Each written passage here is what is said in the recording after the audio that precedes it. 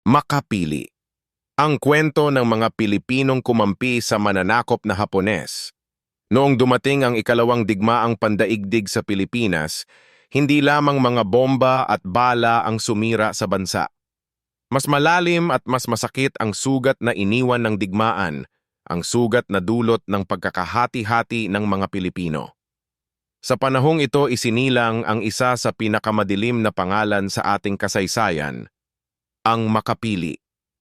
Ang Makapili o Makabayang Katipunan ng mga Pilipino ay isang organisasyong binuo ng mga Pilipinong kumampi sa mananakop na Hapones.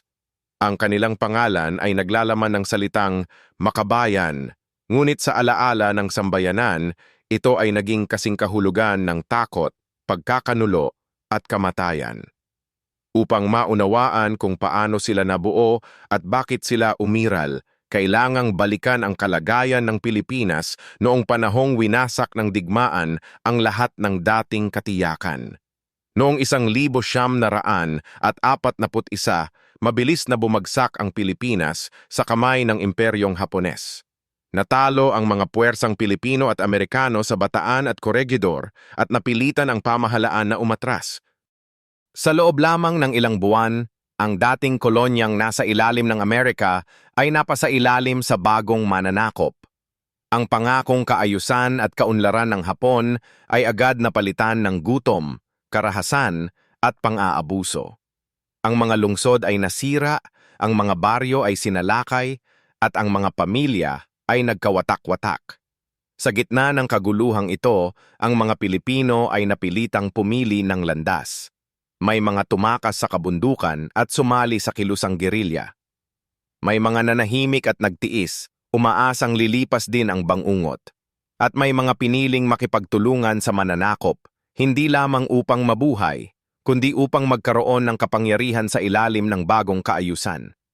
Sa pangkat na ito umusbong ang Makapili. Ang Makapili ay formal na itinatag noong 1944 sa pamumuno ni Benigno Ramos, isang Pilipinong may matinding paniniwalang anti-Amerikano at bukas sa ideolohiya ng Hapon. Sa kanyang pananaw, ang pakikipagtulungan sa Imperyong Hapones ay isang hakbang patungo sa tinatawag na kalayaan ng Asya mula sa kanluran. Ito ang kwentong ipinakalat ng propaganda ng Hapon, na sila raw ay mga tagapagpalaya, hindi mananakop. Sa ganitong balangkas, inilagay ang Makapili. Isang di umano'y makabayang samahan na tutulong sa pagtatatag ng bagong Asyatikong kaayusan. Ngunit sa aktwal na karanasan ng karaniwang Pilipino, ang Makapili ay hindi mukha ng kalayaan kundi mukha ng takot. Marami sa mga sumapi rito ay hindi mga ideolohista kundi mga taong itinulak ng matinding gutom, takot at kawalan ng pagpipilian. May mga dating pulis at sundalo na nawalan ng hanapbuhay. May mga sibilyang nangambang maparusahan kung tatanggi. Mayroon ding mga oportunistang nakita ang pagkakataong umangat sa lipunan sa pamamagitan ng paglilingkod sa mananakop. Sa sandaling maisuot ang uniforme ng Makapili, nagbago ang papel ng isang Pilipino. Mula sa pagiging biktima ng digmaan, siya ay nagiging kasangkapan nito. Isa sa pinakakinatatakutang gawain ng Makapili ay ang pagtukoy sa mga hinihinalang gerilya. Sa mga baryo at lungsod, may mga eksenang hindi kailanman makakalimutan ng mga nakasaksi. Mga Pilipinong may takip ang mukha o may kasamang sundalong Hapones, itinuturo ang isang kapitbahay, isang kaibigan o kahit isang kamag-anak.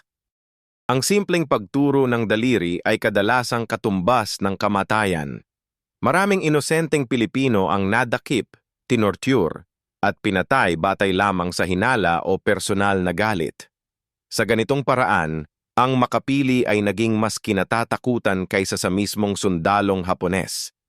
Ang sakit ng pagtataksil ay mas mabigat kapag nagmumula sa kapwa Pilipino, isang taong kausap mo kahapon, kasalo sa pagkain o kaanak sa dugo. Hindi lamang sila tagapagturo ng mga hinihinalang rebelde. Ang Makapili ay aktibong lumahok sa mga pagsalakay sa baryo, pagkuha ng pagkain at pananakot sa mga sibilyan. Sa panahong laganap ang gutom, ang kanilang pakikipagtulungan sa Hapon ay madalas nagre-resulta sa pagkakait ng kaunting pagkain na natitira sa mga pamilya. Ang ganitong mga karanasan ang lalong nagpalalim ng galit at trauma sa lipunang Pilipino. Habang lumalakas ang kilusang gerilya sa iba't ibang panig ng bansa, lalo ring tumitindi ang papel ng makapili bilang panlaban dito. Ang digmaan ay hindi na lamang labanan ng Pilipino at dayuhan. Ito ay naging digmaan ng Pilipino laban sa kapwa Pilipino. Sa ganitong kalagayan, winasak ang tiwala sa loob ng mga komunidad. Walang nakatitiyak kung sino ang kakampi at sino ang taksil. Ang takot ay naging pang-araw-araw na kasama ng mamamayan. Noong 1945,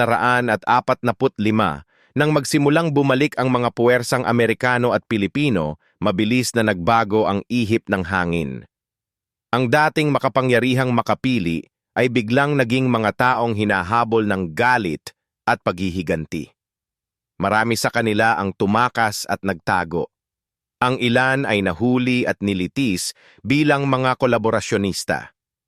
Mayroon ding mga pinatay ng mga gerilya bilang ganti sa mga krimeng nagawa nila noong panahon ng pananakop. Sa kolektibong alaala ng bayan, ang makapili ay nanatiling simbolo ng pagtataksil. Hanggang sa kasalukuyan, ang kanilang pangalan ay ginagamit bilang babala. Isang paalala kung gaano kalalim ang maaaring maging sugat ng kolaborasyon sa kaaway. Hindi man lahat ng kasapi ng makapili ay may iisang motibo. Ang kanilang organisasyon ay naging mukha ng isang madilim na katotohanan, na sa oras ng matinding krisis, ang tao ay kayang ipagpalit ang prinsipyo para sa kaligtasan at minsan para sa kapangyarihan. Ang kwento ng makapili ay hindi lamang kwento ng kasalanan at pagkakanulo.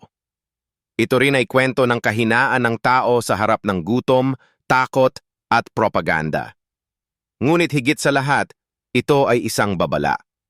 Babala na ang salitang makabayan ay maaaring baluktutin at gamitin bilang maskara ng paniniil. Babala na ang kaaway ng bayan ay hindi laging nagmumula sa labas, kundi minsan ay nagmumula sa loob. Sa paggunita sa makapili, mahalagang hindi lamang sila husgahan kundi unawain ang kontekstong nagluwal sa kanila. Ngunit ang pag-unawa ay hindi nangangahulugan ng paglimot. Ang alaala ng kanilang ginawa ay dapat manatiling buhay upang hindi na muling maulit ang parehong trahedya. Sapagkat ang tunay na pagmamahal sa bayan ay nasusukat hindi sa salitang ginagamit, kundi sa paninindigang hindi ibinebenta, kahit sa pinakamadilim na oras ng kasaysayan.